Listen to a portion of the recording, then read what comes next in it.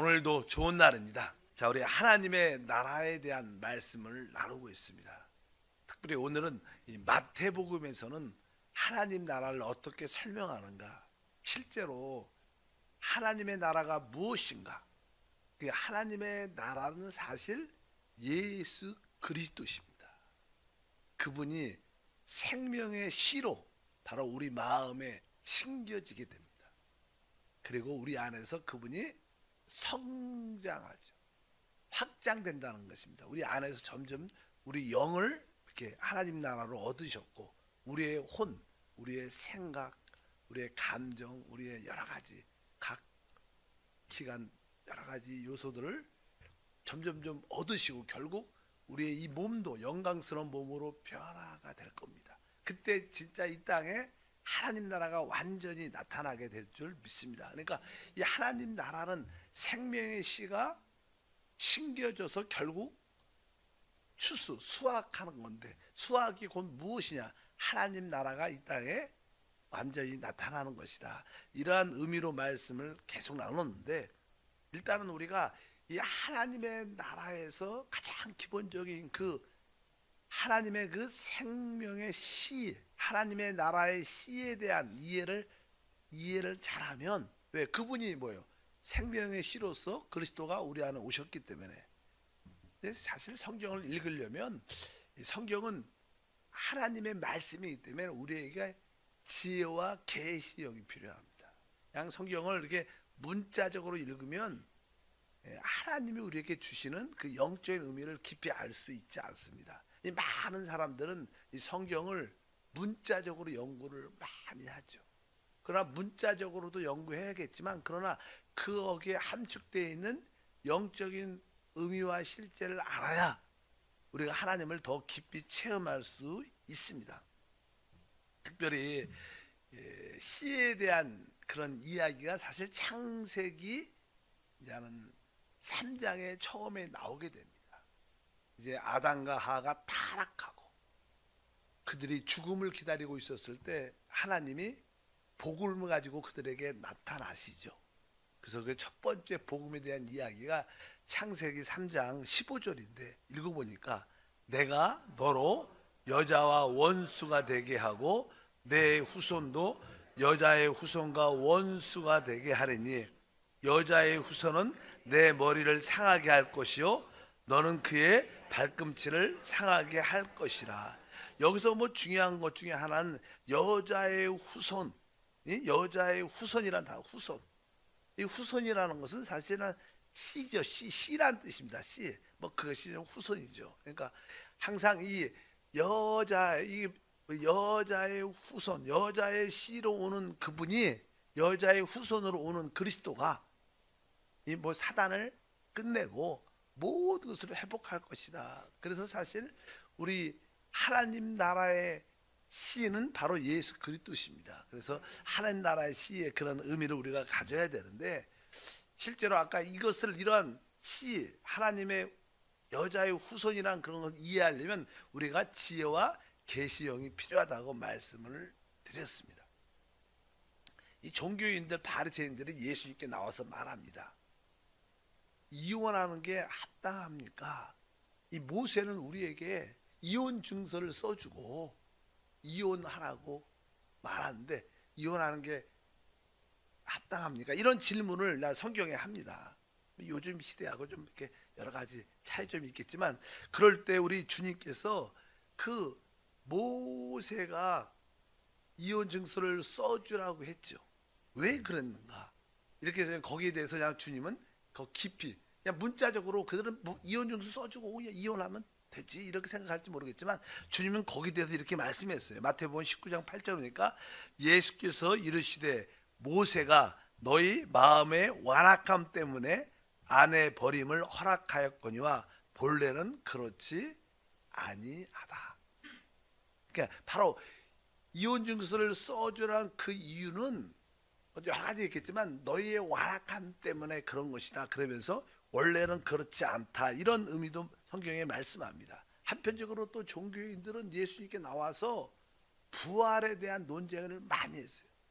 부활에 대한 그런 얘기를 하시면 무슨 부활 같은 소리 하냐, 무슨 부활이 이런 논쟁을 많이 했습니다. 그럴 때 이제 우리 예수님이 이제 말씀하시죠. 부활에 대한 이야기를 하실 때 우리 하나님은 출애굽기에 보면 하나님이 나타나셔서 나는 아브라함과 이삭과 야곱의 하나님이다. 이렇게 말씀을 하셨습니다. 사실 알다시피 아브라함과 이삭과 야곱은 이미 죽어 있죠. 죽었죠. 그러면서 우리 주님께서 문자적으로 읽으면 이미 아브라함, 이삭, 야곱은 이미 오래전의 사람입니다. 그런데 주님께서 그런 말씀을 또서 다시 한번 그 종교인들에게 이렇게 말씀했습니다. 마태복음 22장 32절에 보니까 나는 아브라함의 하나님이요 이삭의 하나님이요 야곱의 하나님이로라 하신 것을 읽어보지 못하였느냐. 하나님은 죽은 자의 하나님이 아니요 살아있는 자의 하나님이시니라. 우리가 문자적으로 종교인들은 아브라함, 이삭, 야곱이 죽었다고 생각하지만 우리 주님은 이 말씀을 통해서 아브라함이 뭐예요? 나는 살아있는 하나님은 살아있는 하나님이라는 거.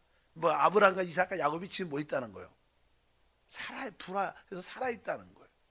그뿐만 아니라 바로 우리 역시 다 뭐 앞으로 부활의 몸을 다 가질 거라는 거예요. 부활할 거라는 거예요. 이렇게 부활에 대한 그런 이해를 설명시키는, 문자적으로만 봐서는 안 되고 이러한 성경 읽을 때 지혜와 계시형이 필요하다. 그래서 우리 에베소 1장 17절에 우리 주 예수 그리스도의 하나님 영광의 아버지께서 지혜와 계시형을 너희에게 주사 하나님을 알게 하시고, 그러니까 우리가 하나님을 알려면 우리에게 지혜와 계시형이 필요하다. 이것을 분명히 알아야 됩니다. 그러면 이제 마태복음에서 하나님 나라의 시에 하나님 나라의 자손, 뭐 우리가 이제 하는 마태복음 1장은 하나님의 족보에 대한 그리스도의 족보에 대한 이야기가 기록되는데 마태복음에서 하나님의 나라는 어떻게 우리에게 쉽게 설명하고 있는가? 우리가 마태복음 1장 1절과 16절을 읽어보니까 아브라함과 다윗의 자손 예수 그리스도의 계보라 이렇게 그러다. 그러니까 아브라함과 다윗의 뭐라고 써 있어요? 자손이라고 했어요. 아까 이 자손이라는 것은 씨라는 뜻입니다. 씨.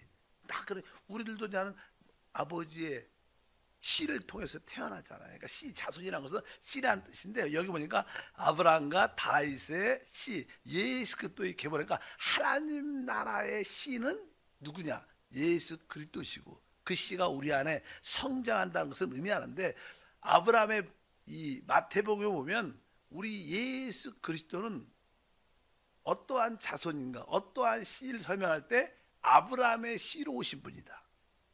그분은 여기 보니까 또 다윗의 씨로 오셨고 특별히 그분은 마리아를 통해서 태어나신 분입니다. 그래서 여기 보니까 아까 맨 16절에 야곱은 마리아의 남편 요셉을 낳았으니 마리아에게서 그리스도라 칭하는 예수가 나시니라. 이렇게 그러니까 우리 주님을 말할 때는 아까 창세기 3장 15절에 여자의 씨로 오시는 분이고 그분은 아브라함의 씨로 또 다윗의 씨로 오실 분이라는 거예요. 그럼 이게 무슨 뜻인가? 알다시피 우리가 이 여자의 씨로 왔다는 뜻은 그분 아까 뭐예요? 뱀의 머리를 깨뜨리신다 그랬어요. 그러니까 그분은 여자의 씨로 오셔서 사단을 끝내시는 분입니다. 이 땅에 모든 문제의 근원은 사단으로 시작됐기 때문에 바로 사단이 죄의 근원이죠. 그렇기 때문에 우리 주님은 여자의 씨로 오셔서 사단을 끝내시는 분이다. 이런 뜻을 가지고 있어요. 그러나 그분은 또 뭐예요?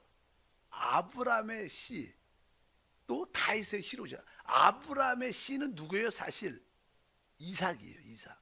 아브라함의 자손이 누구예요? 이삭이죠. 아브라함이 이삭을 낳았으니까.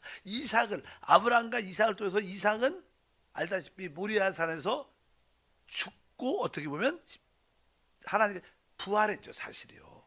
거기서 하나님께 드려졌으니까. 그러니까 이 이삭은 죽음과 부활을 체험하셔서 또 결국 이삭은 리브가라는 아내를 이방 여자를 얻게 돼요.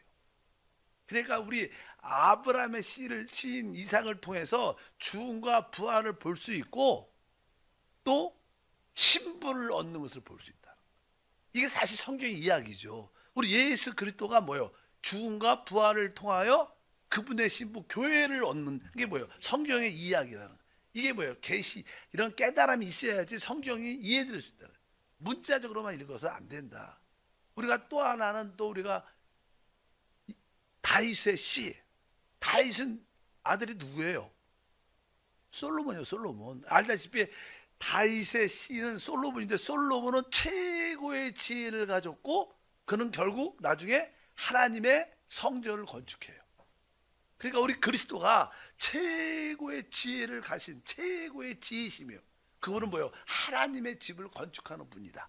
주님도 그래요. 내가 이 반석 위에 뭘 진다 그래요? 내 교회 하나님의 집을 진다. 그러니까 아브라함의 시가 어떠한 의미인가?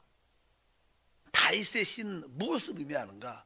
또 여자의 시로 오신 그리스도는 무엇을 의미하는가? 이런 것이 사실 하나님 나라에 대한 모든 하나의 작은 시들이라. 우리가 그런 것을 우리가 깨닫는 우리 모두가 돼야 될 줄 믿습니다. 그리고 마태복음은 그렇게 얘기하는 아브람 또 다윗의 후손 시에 대한 이야기 또 마리아 시를 통해서 오신 그런 이야기를 쭉 기록되어 있다가 마태복음 1장에 보게 되면 우리 예수님이 이 땅에 태어날 때 성령으로 잉태됐다 이렇게 말을 하죠. 마리아야 두려워하지 말라. 이렇게 우리가 읽어보니까 마태복음 1장 20절을 보니까 이 일을 생각할 때 주의 사자가 현몽하여 이르되 다윗의 자손 요셉아 내 아내 마리아 데려오기를 무서워하지 말라. 그에게 잉태된 자는 성령으로 된 것이다. 우리 예수 그리스도는 성령으로 잉태되신 분입니다. 이 뜻은 무엇입니까?